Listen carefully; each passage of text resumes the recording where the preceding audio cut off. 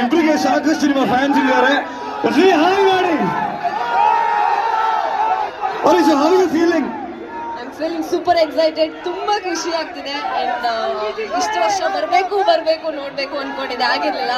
But big boss ಮುಗಿಸ್ಕೊಂಡು ಬಂದು Sudeep sir ಜೊತೆ ಅಂಡ್ ಇಡೀ ಟೀಮ್ ಕರ್ನಾಟಕ ಬುಲ್ಡೋಸರ್ಸ್ ಟೀಮ್ ಜೊತೆ ಮ್ಯಾಚ್ ನೋಡೋ ಖುಷಿನೇ ಬೇರೆ.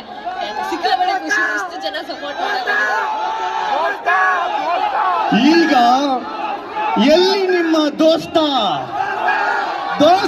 ಊರಲ್ಲಿ ಸುಸ್ತ. ಬಿಸಿ ದೋಸ್ತನ ಬರ್ಬೇಕಿತ್ತು, ಬಟ್ ಕಾರಣಾಂತರದಿಂದ ಬರ್ಲಿಕ್ಕೆ ಆಗ್ಲಿಲ್ಲ. ಹಾಗಾಗಿ ಅವ್ರ ಪರವಾಗಿ ಅವರ ದೋಸ್ತ ಬಂದಿದ್ದಾರೆ.